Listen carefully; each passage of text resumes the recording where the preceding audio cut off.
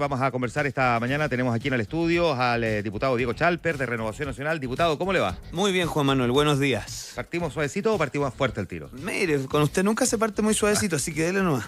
¿Es anti-gabrielista usted? ¿Sabe lo que pasa, Juan Manuel? A mí me sorprende, porque ¿cómo pueden hacer una antesala de la cuenta pública tan enredada? Dejemos afuera el cuento de la condonación, que ya le hemos dado demasiadas vueltas.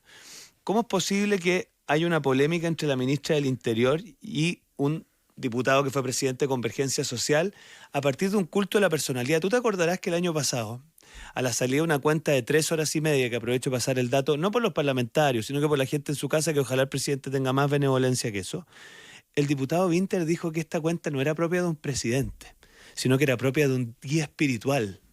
Y claro, nosotros miramos como... ¿Tú te acordarás de eso? Yo afortunadamente estaba de vacaciones porque estaba en España. Yo no tenía, no sabes que acá. Yo me di el trabajo después de ver la cuenta pública, la tuve que ver como capítulo en Netflix porque era muy larga, pero no tenía en mi registro que había dicho ¿no tenías eso. dicho? Bueno, él dijo que esto era más que un presidente, él era un guía espiritual para la izquierda. Bueno, ¿pero entonces, Comandares de la Luz? No sé.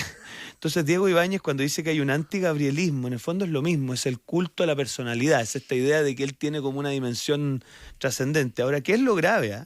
Yo creo que lo grave son dos cosas. Uno, porque el gabrielismo, uno diría, ¿cuál es el gabrielismo? El que hace las pensiones de gracia, a propósito de una discusión que vamos a tener hoy día en el Congreso, o sea que se congracia con el octubrismo.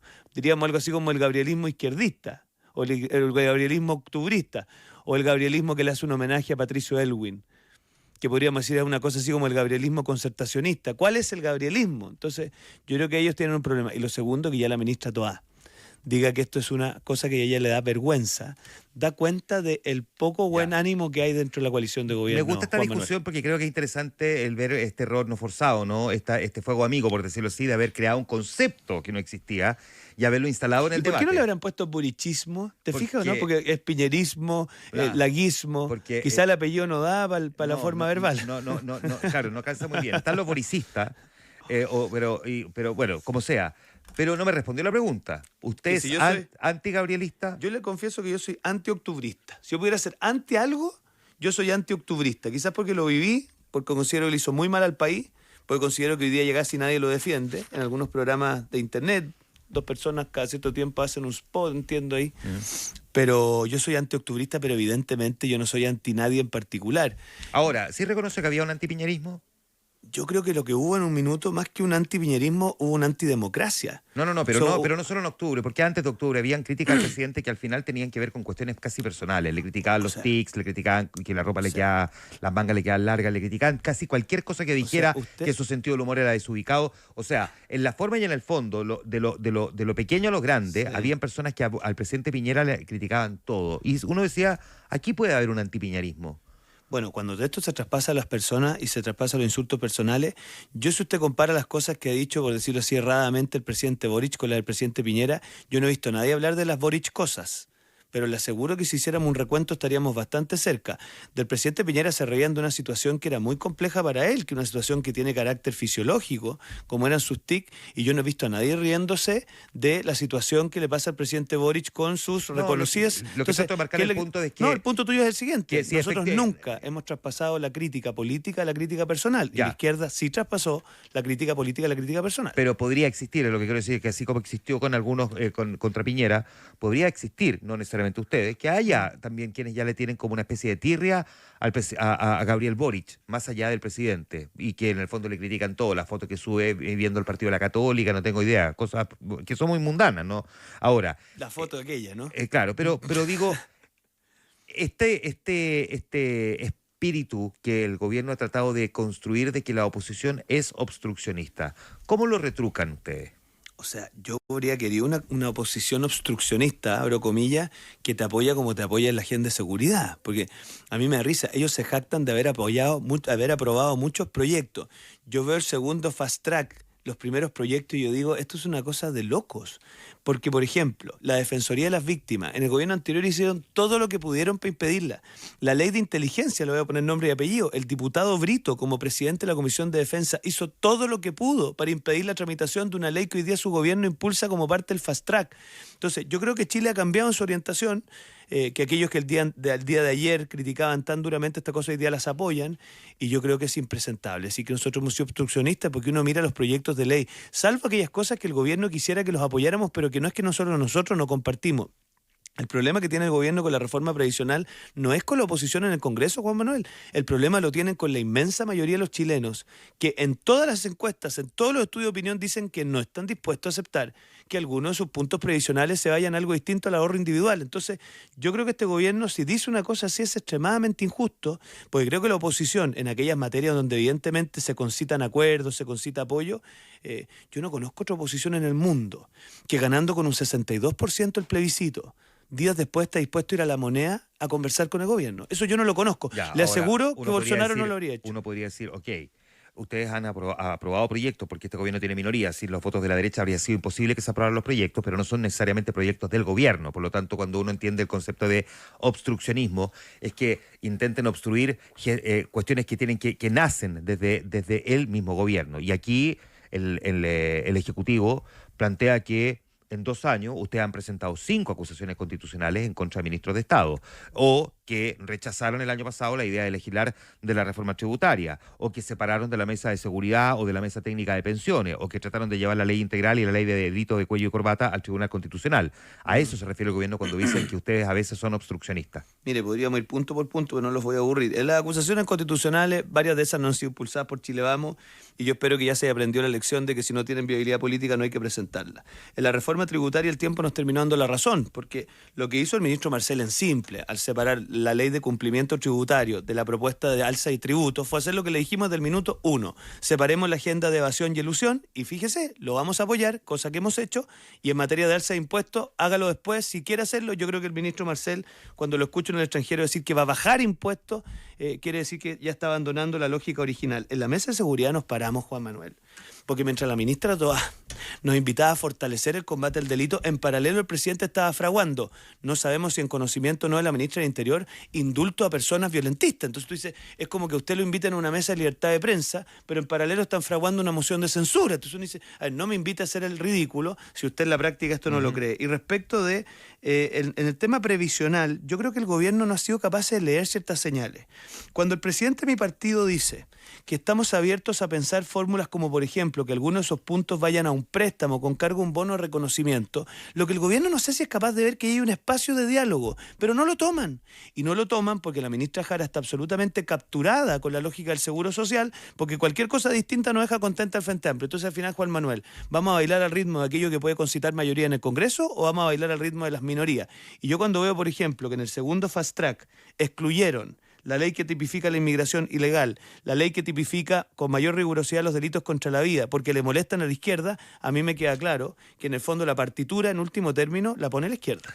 En la lógica de un presidente que ha actualizado, digamos, algunas convicciones, por decirlo de alguna manera, ¿no? Porque efectivamente en algunos puntos, y sería muy injusto no reconocer que ha sido así, el respaldo a Carabineros en términos presupuestarios, no es una propuesta de la oposición, es una cuestión que surgió desde el propio gobierno, la extensión de la permanencia de los militares de la macrozona sur, incluso llevarlos hasta el norte del país, el que se haya ratificado el TPP, cuando el presidente Boric era de quienes consideran que no había que ratificarlo, el terminar firmando un acuerdo con Soquimich, y así podría seguir, ¿no? ¿Qué hostil debe ser esta enumeración suya para alguien de izquierda? ¿Cómo? ¿Qué hostil debe ser esta enumeración que usted hace para alguien de izquierda que lo escucha? Sí, por eso es que yo ando con guardaespaldas. Cuando uno ve que el presidente ha tenido, no digo que un giro en 180 grados, ¿no? Pero sí ha tenido algunas actualizaciones de manera de pensar, lo han calificado de voltereta o incluso de travesti político. Yo sé que hay una crítica respecto a ese concepto que utilizó José Antonio Casta en España en este seminario de Vox, pero sí se le dice el voltereta. Y cuesta un poco entender, y déjeme preguntarle esto, diputado, si el presidente efectivamente actualiza su punto de vista, que se acerca más a lo que ustedes le decían que debía pensar, ¿por qué se le critica al mismo tiempo por actualizar ese punto de vista? Mire, deme 10 segundos para... No, todo el tiempo, si no tenemos ni un apuro. Mire, el 2019, Juan Manuel, cuando un sujeto planteó que había que boicotear la PSU, uno miraba los estudios de opinión y uno diría, no, pero el 90% de los chilenos va a estar en contra de esto. No. Había un porcentaje importante de chilenos que en ese concierto, en ese minuto, le parecía razonable una cosa así. Ese fue a nosotros, ¿no? No, fue un joven Chango, Chañó. Sí, cierto. Entonces, lo que giró, Cheñó. lo que giró Juan Manuel no fue el presidente. Si lo que giró fue Chile. El mismo Chile que a esas alturas criticaba de manera muy fehaciente el uso de la fuerza, hoy día lo que pide son militares en la calle. Piensa usted lo que ha hecho el alcalde Bodanovich. Entonces, yo me resisto a aceptar que el presidente Boric ha dado un giro. El presidente Boric... No, pero... Déjame terminar la idea. Pero la gente, que es muy injusto lo que usted está diciendo, porque la gente no hace la ley de presupuesto. No, El presupuesto cuando incorpora déjame, más de un 4%, de incremento a Carabinero, eso no lo hace la gente, eso lo hace el presidente de la República. Pero mi punto es el siguiente, el presidente Boric ha tenido que aterrizar en la realidad, porque de otra manera no tenía ninguna posibilidad de seguir avanzando. Yo sostengo que aquí no hay un giro, hay un repliegue táctico. El presidente Boric, cuando se le aprieta un poquito, habla de los bancos coñetes, habla de esta paradoja que hizo con la mala alusión a un apellido de un empresario, presenta pensiones de gracia, indulta a personas que producen delitos violentos. Entonces, en el fondo, el presidente Boric... Pensiones de gracia que también presentó el presidente Piñera. Pero con un matiz por Juan Manuel, que en el fondo no se atribuyeron nunca a personas con el nivel de antecedentes y además vinculado a la violencia de ese tipo. En el estado del presidente Piñera también aparecen personas con antecedentes diputados. Está bien, pero también aparecen personas con antecedentes. Juan Manuel, o sea, ese pecado lo cometieron los dos presidentes. Está bien, pero déjeme llegar a la idea que quiero decir. Está bien, pero es que solamente porque me parece que en aras de la transparencia de una conversación, ese pecado lo cometieron tanto Piñera como Boric. De entregarle pensiones de gracia a personas con antecedentes. Con la diferencia que no hemos antecedido los juicios del INDH sobre la base de cuestiones mal hechas y además mal tramitadas. Pero mira, el punto es el siguiente. El punto mío es que el presidente Boric no ha tenido un giro, lo que ha tenido es un repliegue táctico. Esa es mi visión. Yo quiero ver si cuando sean oposición de nuevo van a seguir con estos predicamentos. Yo cuando escucho a Tomás Bodanovich decir que necesita a los militares en la calle me hago la pregunta. El día de mañana, si él no es el alcalde sino que es concejal y el alcalde Maipú es de derecha y dice una cosa así, ¿él lo va a apoyar? Esa es la pregunta que yo me hago. Y fíjate que mi crítica respecto de la frase en el extranjero que tú has mencionado tiene que ver con no darnos cuenta de que aquí en el fondo lo que hay en realidad es un repliegue táctico y que llevar la conversación a la polarización le permite un segundo aire a la izquierda, porque ese es el único hábitat en donde pueden habitar cómodamente. Entonces yo lo que creo es que acá lo que tenemos que exigirle al gobierno es que siga haciendo cosas que la ciudadanía necesita para tomar decisiones difíciles. Tú mencionabas a los militares en la macrozona norte. Participé de la redacción del protocolo de acuerdo. Créeme, les costó un mundo hacerlo. Y estuvieron dispuestos a hacerlo porque con cargo a eso se aprobó el decreto con fuerza de ley que permite infraestructura crítica y hay otro compromiso incumplido porque ese protocolo además contenía la Policía Militar de Frontera que hasta el día de hoy el gobierno no ha sido capaz de impulsar. Entonces, claro, tú dices, ¿es valorable que le haya dado ciertos giros? ¿Es valorable desde el punto de vista...? No digo si es valorable o no. Estáis constatándolo ya. Lo que digo es si el presidente ha tenido una actualización, que es la palabra que yo utilicé, respecto de ciertos conceptos, y cuando aplica esa actualización en la práctica, da lo mismo si lo hace feliz de la vida o con los dientes apretados, pero lo pone en práctica. Yo creo que está con bruxismo. Bueno, sí, aunque sea con bruxismo, lo que me cuesta entender es que se le critique por lo que pensaba antes y después se le critique por haber cambiado de pensamiento y que le digan el voltereta. Yo no sé si lo criticaría. Yo más bien pondría que el fenómeno no es... O sea, mis comentarios son dos a eso. Yo quiero ver si hay un giro real y eso solo lo vamos a saber cuando él pase a la oposición eventualmente o si fue lo que yo creo que es un repliegue táctico y si da esos pasos a mí me encantaría que su coalición lo acompañe porque en cada uno de los pasos que aquí hemos comentado normalmente la izquierda radical vota en contra en el Congreso. Ahora, esa es la mitad de este gobierno porque la otra mitad es el socialismo democrático.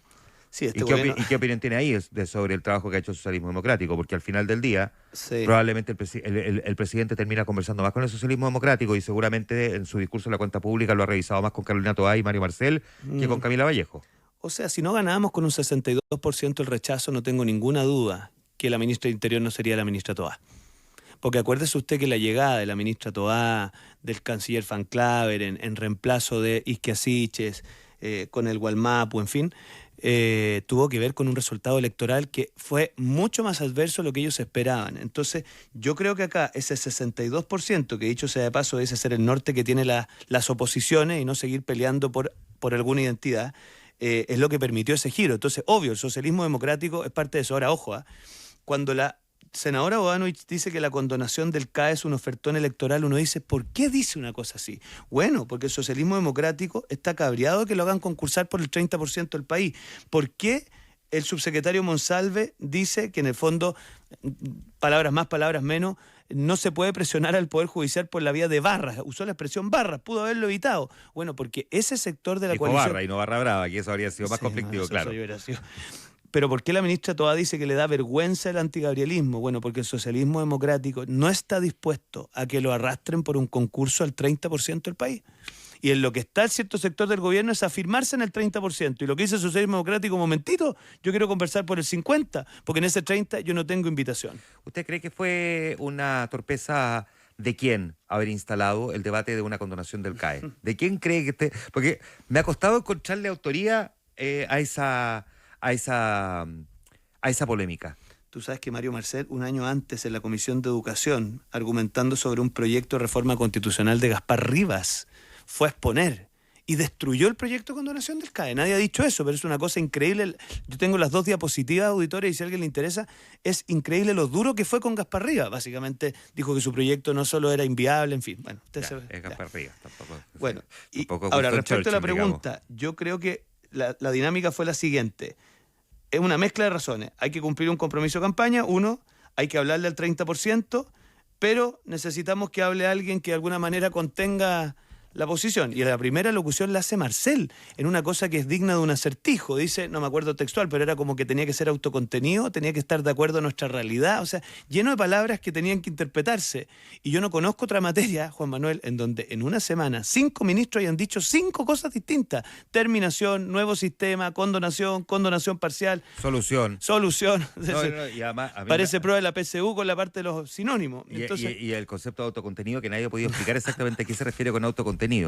Es como no gritemos a los 4 vientos que no vamos a condonarle a todo el mundo. Ahora, ¿la oposición está dispuesta a una condonación parcial a un segmento de la población? Yo estoy dispuesto a tener una conversación como la que debimos haber tenido el 2018, cuando se intentó conversar en Chile que no podíamos seguir con el crédito con aval del Estado en paralelo al Fondo Solidario y que era importante de una vez por todas sacar a la banca, tener una tasa real anual y no, que era imposible. Tengamos esa conversación y busquemos beneficios para los deudores del CAE, pero no le vendamos expectativas a la gente que después no van a poder cumplir, porque eso es doble rabia. Rabia por la expectativa y rabia por el incumplimiento de la expectativa. Entonces yo creo que en eso en este gobierno, ¿para qué ese autogol es tan evidente? Además tiraron el tema para abril, para septiembre. Tú te das cuenta que vamos a tener como una especie de sinopsis permanente de este tema.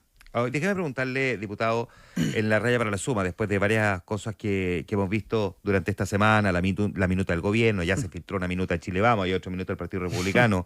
A mí no me ha llegado ni una, ¿usted me creerá? Pero Rodrigo Bravo las trae todas y las va a comentar en un rato más en nuestro bloque político, así que para que se vaya escuchando esa parte del programa.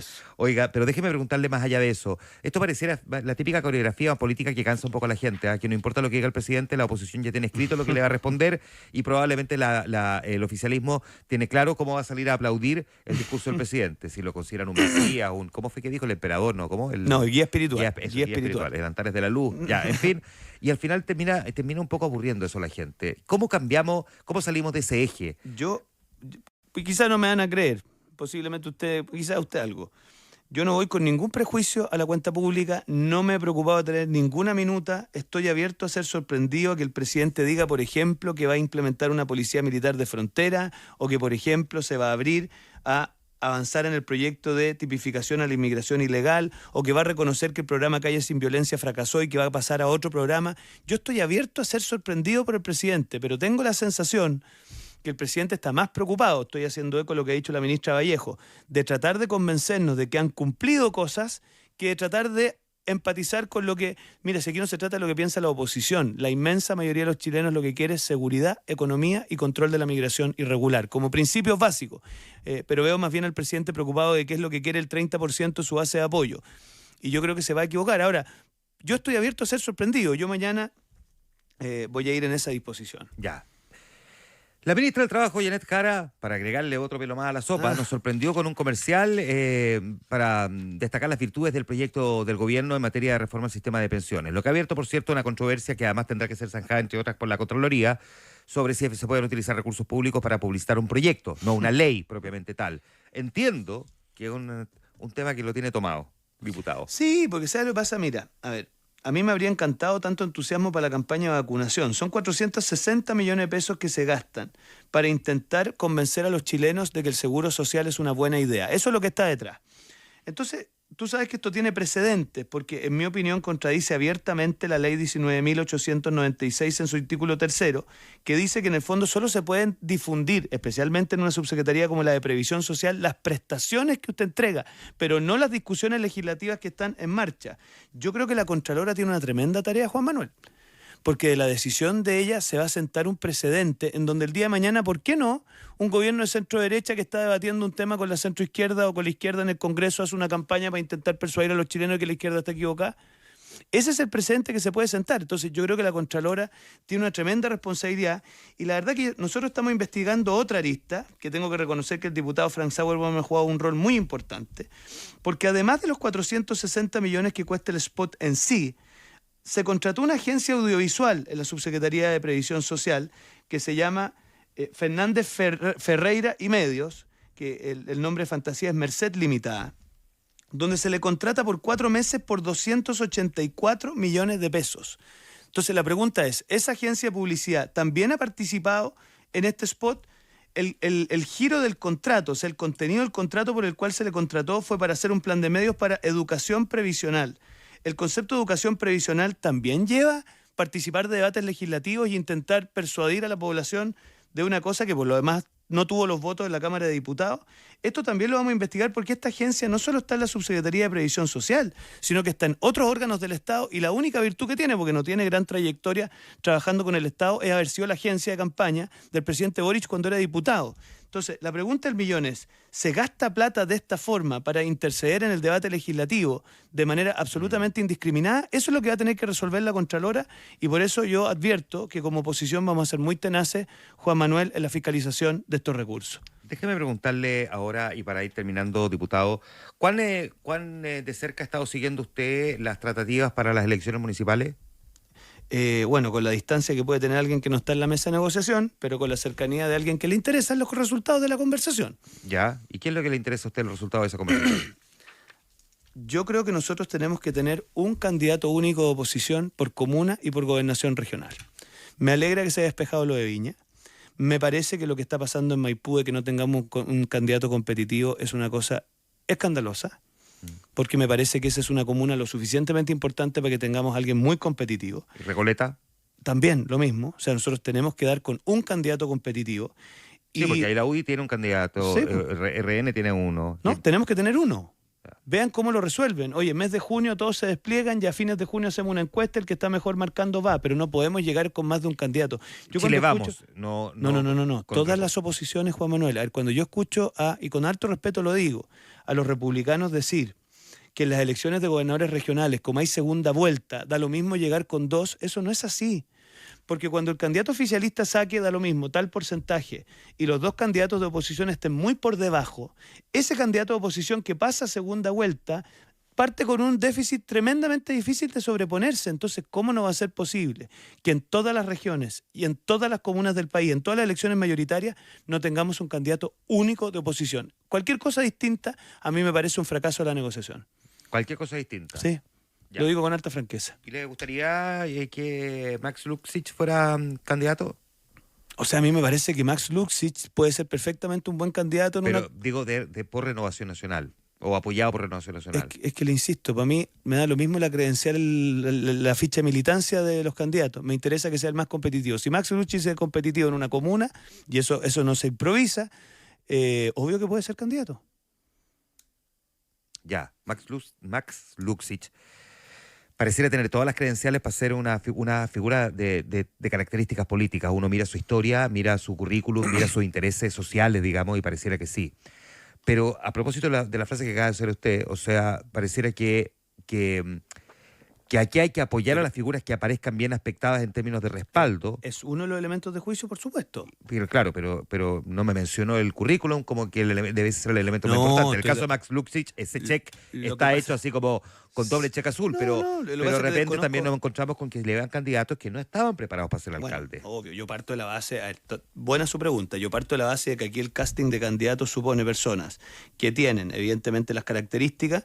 El diputado Alessandri ha dicho que pasen por un test de droga. Yo creo que una cosa interesante a explorar, o sea, que todos nuestros candidatos hayan hecho en cortísimo plazo un test de droga, y creo que en materia de probidad también tenemos que fijarnos un estándar. Se lo dejo a las directivas de los partidos. ¿Cómo se fija un estándar allí? Porque, a ver... No, tiene uno- que ser un estándar objetivo. No, por ejemplo, usted no puede haber sido condenado por delitos de esta No, naturaleza. pero ninguna de las dos cosas, por ejemplo, habrían calificado, o sea, digamos, esos dos cheques los habría pasado, pero rápidamente y con distancia probablemente Cati Barriga, pero terminó generando una administración Yo- que hoy día está cuestionada judicialmente, digo. Entonces, Yo tengo la sensación, Juan Manuel, que Cati Barriga respondió un minuto en donde se pensaba que personas por alta popularidad televisiva estaban en condiciones de ejercer una labor edilicia, y creo que su experiencia particular da cuenta de que eso hay que repensarlo. ¿y cómo se evalúa eso? Porque, claro, a propósito de algunas figuras como que va, o sea, como Alessandri y, por cierto, Luxich, Luxich no sabemos si es el candidato, ya Entiendo que sí, que va a ser candidato por una comuna de Santiago. pero hasta ahora nadie lo ha anunciado formalmente.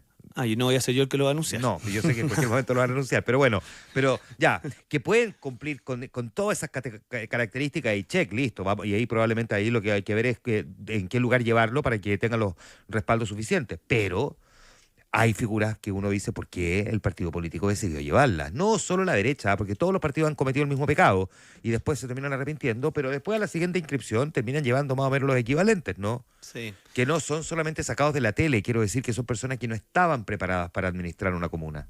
Mire, le confieso que como habiendo sido secretario general, cuando uno dice, usted quiere ser candidato, no es que se te arme una fila en el partido. O sea, no es que haya tanta gente que quiera exponerse a la tarea política, que tiene cosas muy valiosas, muy gratificantes, pero también tiene cosas muy ingratas. Entonces a veces faltan personas disponibles a asumir desafíos. En ese sentido, lo que está queriendo hacer Max Luxich a mí me parece valioso. O sea, alguien que está... Sí, por eso digo, ese cheque ya está hecho. Claro. Entonces, yo creo que ahí las directivas de los partidos tienen que tener a la vista las experiencias que han experimentado, como tú bien dices, todos los sectores políticos, y que por mucho que una persona, y ahí corrijo lo que entiendo lo que me quieres decir, efectivamente las personas tienen que tener el piso político y el apoyo electoral suficiente para ganar, pero eso no significa que cualquier persona pueda ser susceptible de ser candidata a alcalde. En eso obviamente nos tenemos que buscar y cuidar de tener personas lo suficientemente capacitadas. Felipe Guevara lo visualiza en algún lugar. Bueno, yo a mí me San Miguel. me preguntaron de esto el fin de semana. Yo creo que ahí las directivas de los partidos tienen que fijar un estándar.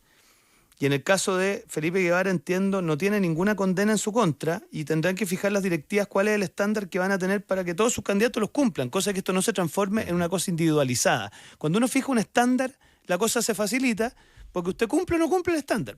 Eso es lo que yo le sugeriría a las directivas de los partidos. Una última cosa, diputado Diego Chalper. La derecha tiene dos candidatos presidenciales competitivos, pero inevitablemente uno imaginaría que Chile Vamos quisiera una primaria, ¿no? ¿Por qué Renovación Nacional no levanta todavía una candidatura presidencial? ¿Qué pachó? Mire, yo he aprendido, Juan Manuel, que en política es importante, como en las temporadas de Netflix, ir temporada por temporada, porque cuando usted se adelanta, la verdad que no disfruta lo suficiente la serie. Entonces, la temporada 2024 es un hecho de la causa que Evelyn Matei es la persona con mayor valoración ciudadana. Tiene que tener, por lo tanto, un rol estelar en la campaña. No me parece razonable que se termine circunscribiendo a uno de los partidos de Chile Vamos. Y eso es la temporada 2024. Y anda a saber tú qué pasa en la temporada 2025. Yo lo que veo, por ejemplo, en el movimiento táctico del Partido Comunista en la región metropolitana, donde le levantan un candidato o candidata, en este caso, a el gobernador Orrego, hay dos cosas. Uno, impedir que Orrego esa noche salga con una proporción tal que se elija como candidato presidencial. Y dos, la izquierda le quiere recordar a Orrego que él salió electo con votos prestados de la derecha. ¿Para qué? Para que el próximo año, cuando Orrego diga, oye, yo con este porcentaje quiero influir en la elección parlamentaria, la izquierda le diga un momentito. Y por eso lo quieren forzar a tener una primera vuelta donde se sincere su porcentaje. Esa discusión es extraordinaria y la voy a tener cuando me tenga sentado alguien que representa a Orrego al Partido Comunista. Yo le pregunto a usted en Renovación Nacional, porque usted me hace el símil con la serie de televisión. Si yo le hago el símil con la cocina, déjeme decirle que la carne mechada queda mucho mejor cuando es cocina a fuego lento que cuando la metemos a olla a presión. Digo, por lo tanto, apurar un candidato a última hora de Renovación Nacional solo por tener un candidato para una negociación primaria no necesariamente pareciera ser digamos, el mejor resultado, ¿no? ¿Es porque no tienen candidato? No, ¿Usted imagina a Rodolfo Carter como un candidato apoyado por RN, por ejemplo? Mire, lo que pasa es que el almuerzo presidencial es a fines del 2025, entonces si ponemos hoy día la carne a la parrilla nos va a quedar dura. No, sí, está bien que, pero usted entonces que dice que Evelyn Matei va a estar pasada. No, al revés. No, Yo pues creo- sea yo dura, creo- pues. yo Si creo- esa yo carne creo- ya está en la parrilla. No, porque la pregunta de este año es la pregunta municipal y la pregunta de las No, gobernaciones está bien, pero regionales. Evelyn Matei ya está arriba de la parrilla, ya está ahí. Yo dije y lo repito, que Evelyn Matei tiene que tener un rol estelar liderando un proyecto político, liderando la campaña municipal, pero la pregunta presidencial hay que hacérsela el próximo año. Tiene que haber una primaria, ojalá de todas las oposiciones, y que ahí salgamos también con un candidato único de oposición a la elección presidencial. Yo sé que algunos dirán, unidad por el cambio, es lo que usted ha repetido muchas veces. Sí, unidad por el cambio. Todos buscando terminar con esta pésima experiencia de gobierno que nos tiene sometido el gabrielismo. Ah, se compró el concepto. Diego Ibáñez. Claro, me influyó. Diego Ibáñez influyó en usted. Diego Salper, Muchas gracias, Juanma. Muy buen día. Esta y otras conversaciones con los protagonistas de la noticia las encuentras en infinita.cl.